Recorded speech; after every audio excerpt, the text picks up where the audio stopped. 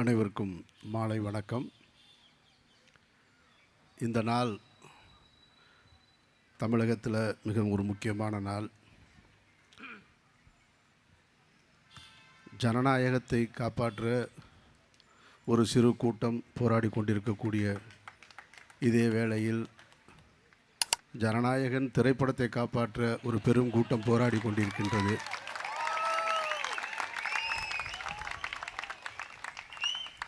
அந்த கூட்டம் இதைவிட பெரிய கூட்டமாக இருக்கலாம்.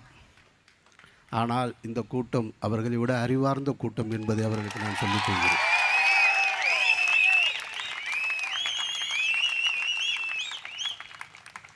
எனக்கு முன்னே பேசி சென்ற அன்பு சகோதரி ரேவதி சொன்னாங்க, நீட்டு பற்றி எனக்கு எந்த நாலேஜும் கிடையாது, ஆனால் நான் சப்போர்ட் பண்ண வந்தேன்னு. கொண்டு வந்தவனுக்கு மட்டும் நாலேஜ் இருந்துச்சா என்ன? அவனுக்கு மட்டும் நாலேஜ் இருந்துச்சா? அவனுக்கும் நாலேஜ் இல்லை. நம்ம மக்கள் நல்லா இருக்கணுன்ற சிந்தனை இருந்தால் போதும். அந்த சிந்தனை தான் இங்கே எல்லாரையும் ஒன்று சேர்த்துருக்கிறதா நான் பார்க்குறேன். நான் 10 ஆண்டுகளாக போராடிக்கிட்டு இருக்கோம் இந்த நீட்டுக்கு எதிராக.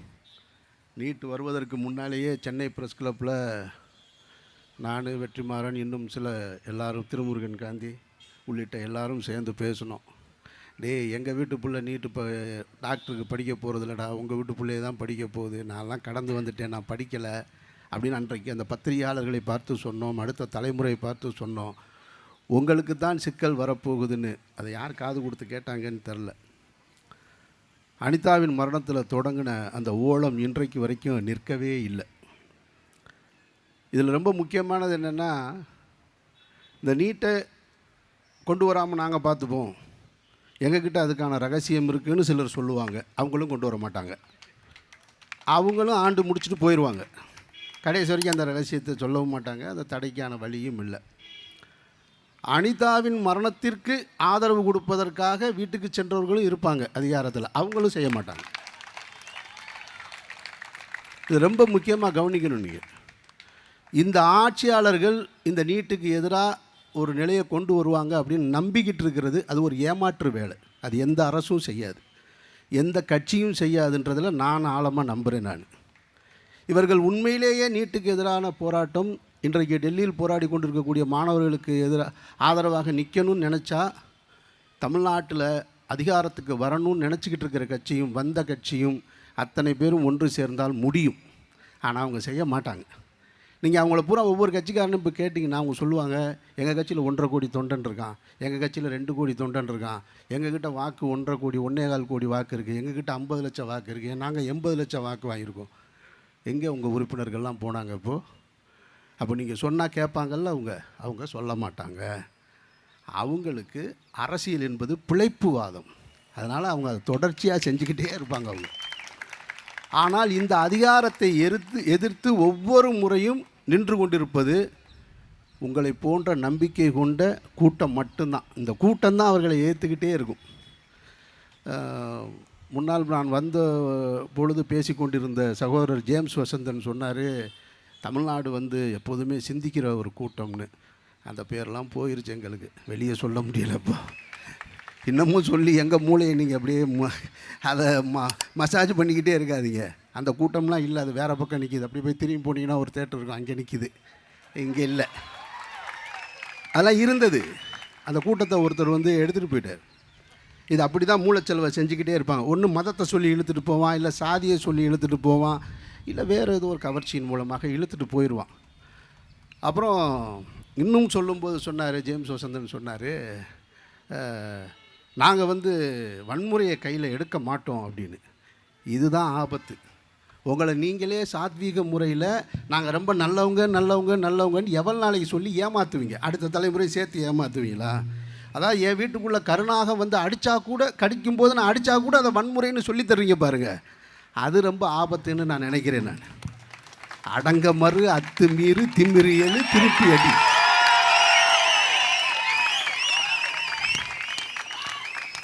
நாங்கள் ரொம்ப நல்லவங்க. நாங்கள் நல்லவங்கெல்லாம் கிடையாது. நாங்கள் நல்லவங்களுக்கு நல்லவங்க. போராட்ட காலத்தில் எங்களை விட போராடுவதற்கு யாரும் கிடையாது. இன்றைக்கு நடந்துக்கிட்டு இருக்கிற அந்த டெல்லியில் நடந்துக்கிட்டு இருக்க அந்த கொடுமைகளை பார்க்கும்போது அடிக்கிறான். காவல்துறை அடிக்கிறான், இராணுவம் அடிக்கிறான். இங்கே இருக்கிற காவல்துறை கோச்சிக்காதீங்க, அடிக்கிறான்னு ஒருமையில் பேசுகிறேன்னு. அடிக்கிறவனை அடிக்கிறான்னு தான் சொல்ல முடியும், அடிக்கிறாங்கன்னு நான் மரியாதை கொடுக்க முடியாது. எதுக்குடா அடிக்கிற? அவன் என்ன கேட்டான்? அவன் கலவரக்காரனா? அவன் தீவிரவாதம் செய்ய வந்தானா? அவன் என்ன எதுக்கு வந்தான்? அவனுடைய உரிமையை கேட்டு வர்றான். உங்கள் வீட்டில் யாரும் பிள்ளையெல்லாம் படிக்கலையா? உங்கள் சொந்தக்காரன் யாருமே படிக்கிறது இல்லையா? நீ படித்து வரலையா? இன்றைக்கு அடித்து கொண்டிருக்கிற அந்த காவலர்களும் துணை இராணுவமும் உனக்கு ஒரு எக்ஸாம் வச்சுருப்பாங்கல்ல, நீ ஒரு எக்ஸாம் வச்சு தானே எழுதிட்டு வந்த இந்த இடத்துக்கு. உன்னோட எக்ஸாம் பேப்பர் லீக் ஆகிருந்தால் அதில் வேற ஒருத்தன் வந்திருந்தால் உனக்கு எவ்வளோ வலிச்சிருக்கும்? அந்த வலி தானே அவனுக்கு இருக்குது.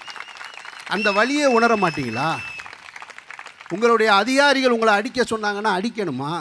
உங்கள் வீட்டு பிள்ளை உங்கள் பேச்சு கேட்கல அப்படின்னா அடிப்பீங்களா? கம்பு கொண்டு இப்படி அடிப்பீங்க? அடிக்க மாட்டீங்கல்ல. அப்போ யார் பெற்ற பிள்ளையோ நினச்சி அடிக்கிறிய, உன் பிள்ளை இன்னொரு இடத்துல இருக்குது, அதை பற்றி கொஞ்சமாவது யோசிக்க வேணாமா? எதுக்கு அடிக்கிற? ரத்தம் வர்ற அளவுக்கு அடிக்கிற, கேவலமாக நடந்துக்கிறீங்க. ஒரு பெண் போகிறாங்க, அந்த பெண்ணோட பின்பகுதியில் லத்தியை வச்சு ஒருத்தன் குத்துறான். இவங்க தான் பாரத மாதாவை பற்றி நமக்கு பாடம் எடுத்துக்கிட்டே இருப்பாங்க. இவங்க தான் பாடம் எடுப்பாங்க. இதில் ரொம்ப முக்கியமான இன்னொன்று கவனிச்சிங்கன்னா தெரியும் உங்களுக்கு, அடிக்கிறவரும் இந்து, அடி வாங்குறவனும் இந்து. இப்போ அவனுக்கு அது தெரியாது. இப்போ சொல்ல மாட்டான் நாமெல்லாம் ஒரே இந்துன்னு, இப்போ பேசவே மாட்டான். ஒன்றை மட்டும் புரிந்து கொள்ளுங்கள் சகோதர சகோதரிகளே, இங்கே இருக்கக்கூடிய கட்சிகள் நம்மளை காப்பாற்றும் அப்படின்னு நினைக்கிறதே அது ஒரு ஏமாற்று வேலை. டெல்லியில் போராடிக்கிட்டு இருக்காரு ராகுல் காந்தி, போராடுறாரு. ராகுல் காந்தி மீதுலாம் எனக்கு ஒரு பெரிய நம்பிக்கை இருந்தது. சரி, வருங்கால இந்தியாவை வளமாக நடத்திட்டு போவார் அப்படின்னு ஒரு நம்பிக்கை இருந்தது. ஆனால் சமீப காலமாக அவருடைய நடவடிக்கைகளை பார்க்கும் பொழுது அந்த நம்பிக்கையும் தூர்த்து போச்சு. அவர் நேற்று போராடுறாரு. அதுக்காக அவருடைய போராட்டத்தை நான் கொச்சப்படுத்த விரும்பலை, அவருடைய எதிர்ப்பு உணர்வை நான் கேவலப்படுத்த விரும்பலை. நேற்று போராடுறாரு, அவரையே மூக்கில் குத்துனா ரத்தம் வருது. ஆனால் அந்த கட்சி ஆட்சியில் இருக்க கேரளாவில் அங்கேயும் மாணவர் போராடக்கூடாதுன்றான். என்னடா உங்கள் அரசியல்? என்ன உங்கள் அரசியல்? போராட்டம் நடந்தால் போராட்டக்காரனுக்கு பாதுகாப்பு கொடு. அவன் கம்பு எடுத்துகிட்டு வரல, கத்தி எடுத்துகிட்டு வரல, கல் எடுத்துகிட்டு வரல, குண்டு எடுத்துகிட்டு வரல. நீங்கள் நல்லா கவனித்து பாருங்கள், போராடுற ஒவ்வொரு காலகட்டத்திலையும் போராடுபவர்கள் எந்த ஆயுதம் இல்லாமல் நிராயுதமாக நிற்பாங்க. அவங்கள தடுக்க வர்றேன்னு சொல்கிற காவல்துறையும் இராணுவம் தான் தலைக்கவசம் போட்டிருப்பான், முன்னாடி ஒரு கம்பு வச்சுருப்பான், லத்தி வச்சுருப்பான், துப்பாக்கி வச்சுருப்பான், அந்த கண்ணீர் புகை குண்டு வச்சுருப்பான். இப்போ யார் கலவரம் பண்ண வந்ததுங்க? அவன் கலவரம் பண்ண வந்தால் இதெல்லாம் அவன்லாம் எடுத்துகிட்டு வந்திருப்பான். இவங்க எல்லாத்தையும் வச்சுக்கிட்டு அவனை அடின்னு அடிச்சுக்கிட்டு அவன் போராட்டக்காரன், அவன் கலவரத்தை தூண்டுனான்னு இப்படி கட்டமைச்சிக்கிட்டே இருப்பாங்க. இது அதிகார வர்க்கத்துடைய இது ஒரு செயல்முறை. இது அதனால் இந்த நாட்டை பொறுத்த மட்டும் எந்த கட்சியும், நான் எந்த கட்சிக்கும் ஆதரவும் கிடையாது. நான் இங்கே பேசும்போது இப்போ ஒரு விஷயத்தை சொன்னவொடனே, ஜனநாயகம்னு சொன்னவொடனே என்ன சொல்லுவாங்கன்னா, அந்த ஊடகங்கள் இருக்காங்க, அவங்களுக்கு வந்து அவங்க ஓனர் என்ன சொல்கிறாங்களோ அதை தான் போடணும், அதுதான் தலைப்பு செய்தி. நாயா கத்துனாலும், நீங்கள் நான் நாயா கத்துனாலும் இன்றைக்கி இந்த போராட்டம் வராது. நாளை காலையில் பாருங்கள், ஃபஸ்ட் டே கலெக்ஷன் எவ்வளோன்னு சொல்லி அத்தனை ஊடகங்கள் போட்டுக்கிட்டே இருப்பான். இது அவங்க பிள்ளைகளுக்கு அவங்க செய்கிற துரோகம்ன்றதே தெரியாமல் செய்வாங்க. அப்படி தெரியாமல் செய்வாங்க. எனக்கு அதிகாரி சொல்கிறான், என் ஓனர் சொல்கிறான், என்னுடைய மேலதிகாரி சொல்கிறான். நீங்கள் எப்போ சிந்திப்பீங்க? நீங்கள் எப்போ சிந்திப்பீங்க? யாருக்காக போகிறாரு? இங்கே இருக்க யாராவது நீட் எழுத போகிறாங்களா? இனிமேல் மன்சூர் அலிகான் நீட் எழுதி டாக்டராக போகிறாரா? யார் எழுத போகிறா? உங்கள் பிள்ளைய எழுத போகுது.